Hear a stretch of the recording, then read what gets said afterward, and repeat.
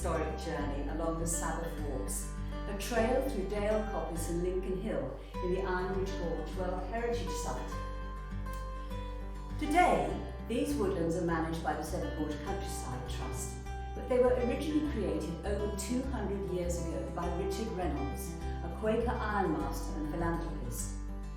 He designed the walks for public use by local workers and visitors coming to view the Iron Bridge. Existing paths were widened and landscaped with trees, shrubs, follies and seats for walkers to rest on and enjoy the scenic views and revolutionary events that were unfolding in the Severn Gorge in the late 18th century. These walks were pioneering in that they allowed access to the land not just for the rich, but for workers and their families. This district was considered the most extraordinary in the world, the Silicon Valley of its time. Off we go.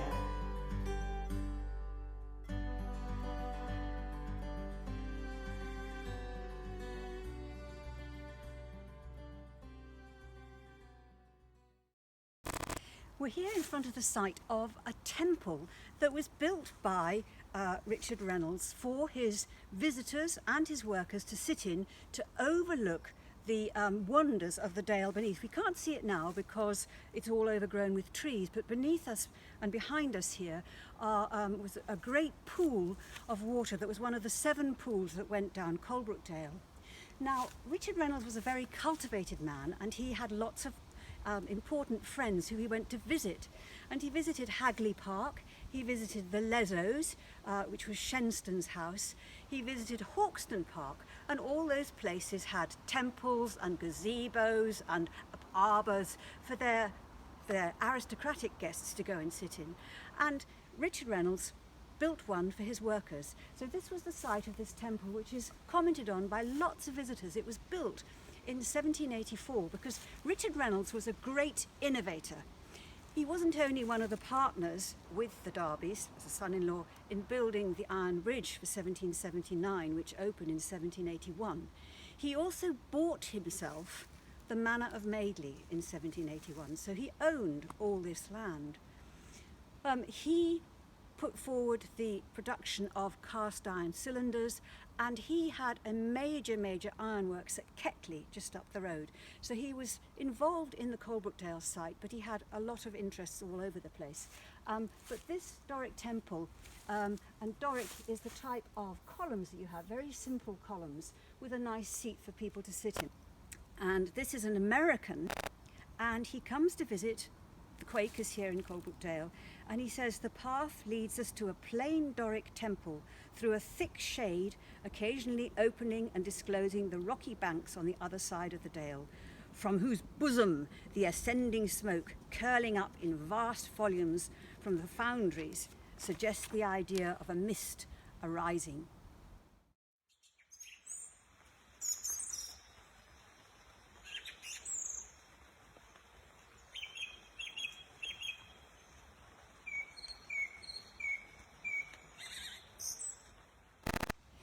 We've come up above Dale Coppice to Rough Park, which for a long time was actually deep mined coal. There's coal underneath here. There's all these wonderful minerals underneath the ground here. And on this painting here, we can see a little house, quite a big house actually, which would have been just behind us, with a coal wagon processing probably along the path that we're going along now, taking coal to the limestone furnaces that we're going to meet very shortly on Lincoln Hill.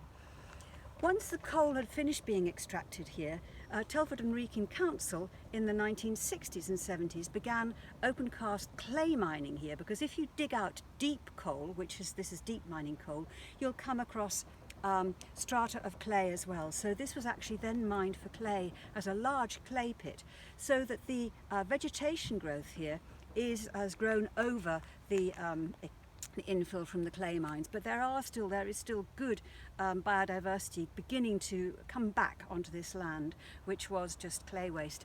And this would have been part of the upper part of the Sabbath Walks. And these paths, as it says in the accounts of all the visitors who came here, were gravelled in different colours of gravels by Richard Reynolds.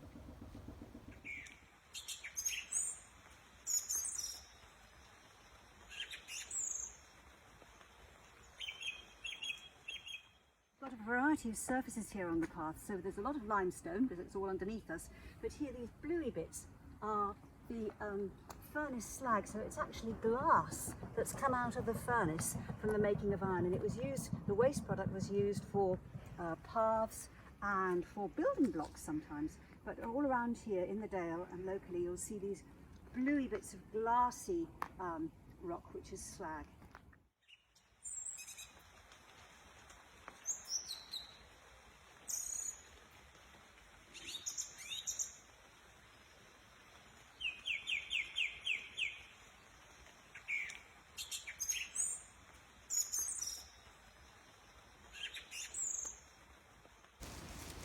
We're now on Lincoln Hill, which is a vast mass of limestone, which was really important for the making of iron in the furnace. So you needed limestone as a flux to take all the massy bits of stone away and come out as furnace slag. So all around us there are deep pits and hollows which were limestone, where the limestone was mined. And behind us we're going to see shortly some really huge limestone quarries, underground quarries. But this place here is an alcove where the visitors, the workers, or the visitors to the works could actually sit and look down over the works ahead of us. Now it's all grown up, it's midsummer and there are lots of trees, but in the 1770s and in the 1780s, and this alcove was built possibly in 1784, there was a fantastic view over a whole series of pools. Now those pools have been built over by what was, till relatively recently, the Aga site where Aga was made, but that was an enormous pool of water that was used to power some water wheels that powered bellows to make the furnaces run. So we've got a very, people could stop here and sit and look at the works of God and man. And that was very important for these Quakers. And I have another quote from someone coming to visit. This is somebody in 1794 saying, "It's wonderful to see the vivid green of the plantations so near the smoke of the works. In the close walks it may be supposed that we're in a rural and retired spot. At convenient distances are placed seats which command views of the romantic country, and then we discover how near we are to this busy life."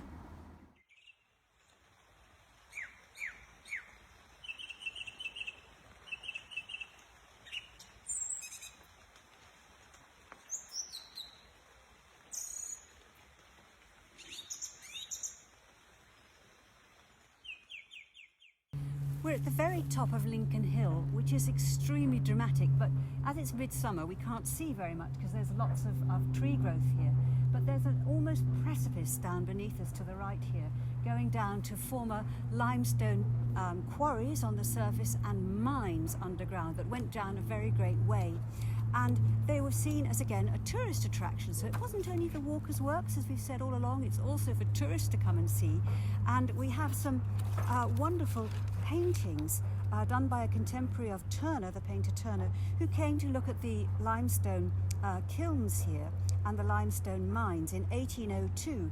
So these are just down beneath us here, enormous collections of kilns where they were what was called calcining the limestone before it went in the furnaces, as there was a big spike, a big increase in the making of iron around 1800 when Richard Reynolds was here. And we can just see in the distance, we can see the Iron Bridge, which was opened to the public in 1781.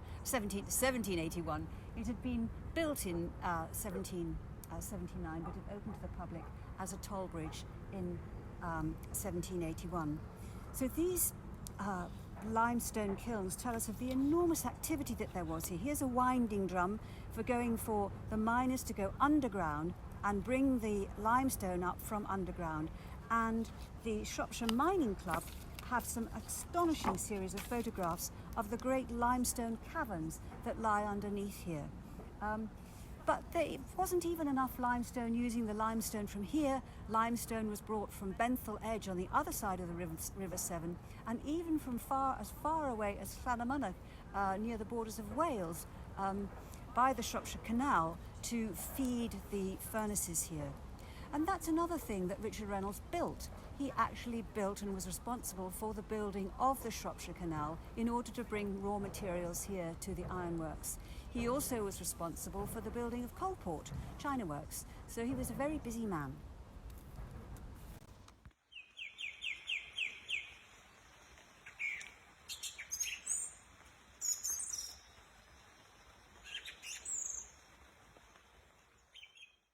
One of the strange things about the Rotunda is that it only lasted a very short time. Richard Reynolds had rather a tragic life. His first wife died, leaving him with two small children, Hannah, who we're going to meet shortly at Hannah's cottage, and his son William.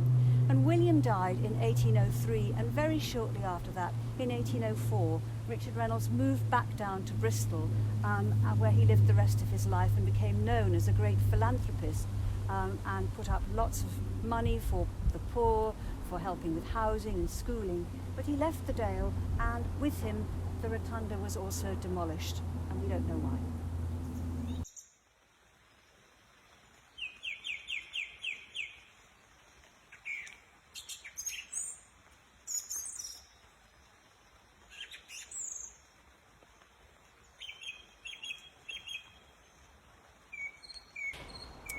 We're just above the road called Paradise, which is beneath us to the left there. But if you notice, there's a real great change in gradient here. There's a flat platform, because although this is one of the Sabbath Walks, it was actually utilising a former path that was really important for getting goods up and down these steep valleys. So this was, at different times, both a track for ponies to take sleds up and down. So they took sleds laden with limestone up along. There were also plateways which were clipped together, small railways that went up this hill here and all the way around the hillside. And later on there was even a plan for a canal to come round the contour of the hill and go down to the Severn at this point. So there are lots of different things happening here. But this flat platform to my right is actually a place for burning charcoal. So the coppice woodland around us here, you would have cut and coppiced the hazel particularly. You would have then piled it up and put in some brash with it. So the brash was made of holly, which was also used in the iron furnaces, and clamped over with turf in order to have a slow burn. Now, charcoal falls apart very quickly, so you want to make your charcoal as close as you can to your furnace. So that's why up this side of Lincoln Hill there are a whole series of these charcoal burning platforms, and the charcoal could then be swiftly moved down to the furnaces beneath us. But those really went out of use after the use of coke, which happened in 1709. So these platforms here could date back to the medieval period. They could be very, very old, we're not quite sure.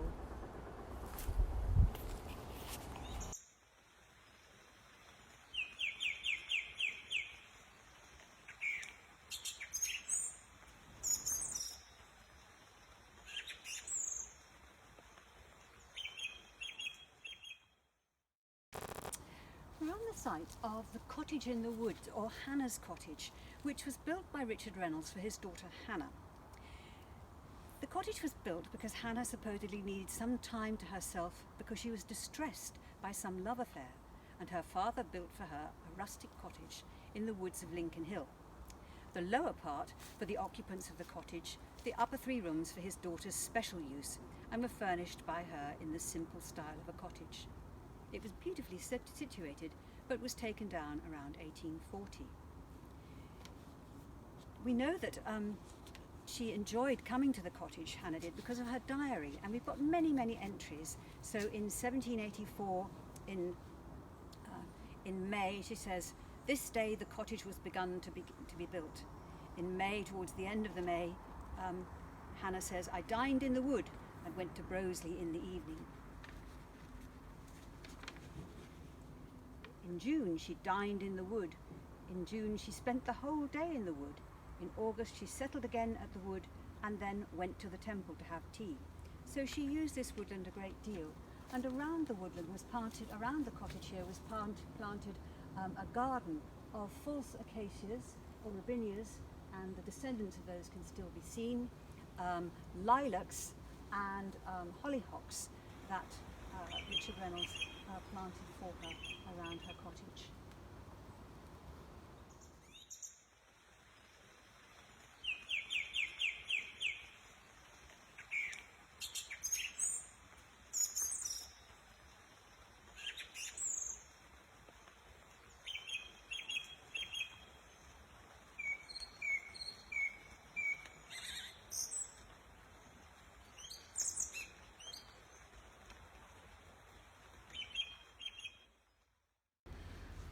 One of the problems with working in ironworks and all the other industries involved around it was power. And even though it does rain a lot in Shropshire, sometimes the water ran out, and it was very important to get water in all these series of Severn pools to actually make the bellows blow and put the blast into the furnaces. So very early on, the Quakers were involved in creating types of engines in order to pump water up from the bottom of the dale up to the top. And one of the first images we have is from 1777 with a small engine halfway down Coalbrookdale bringing water up to the pool where the Alcove works is. But by the 1780s, Richard Reynolds had moved and put a much bigger watt pumping engine on this site here, which later became the site of the school. So this was the site of the Revolution steam engine, and it could discharge 2,235 gallons a minute into the upper furnace pool, so it was very important. And we have people came from all over Europe to look at it as a new idea of a pumping engine and to draw pictures of it. So we have some wonderful images of this site, which was later taken down and moved and created as a school. And facing it was a row of workers' cottages called Engine Row. So the Quakers and the Quaker industrialists here built a lot of houses for their workers, so Carpenter's Row, Schoolhouse Row, Charity Row, and this row up here is called Engine Row because obviously it overlooked the Revolution steam engine. The other thing that people need is obviously housing, but also food. And so, whereas in the 1780s there was an overall famine of bread, there was a great shortage of wheat, and people in Staffordshire were starving. There was a very difficult time. Here, the Quakers provided milled corn for their workers, and the building in the distance there was a corn mill. And so the workers here did not go hungry. And inside that building there was an overshot wheel with the water coming down the valley. And you can see from the industrial windows, those cast iron windows and the cast iron windows of the school, that those are very much products of the Coalbrookdale furnace here and the foundry. We hope you've enjoyed learning about the Sabbath Walks and the fascinating history of this area. If you'd like to come and explore, Severn Gorge Countryside Trust provides free walking leaflets and books about this walk and others nearby, which you can find on their website, together with information on volunteering and events. Thank you for watching.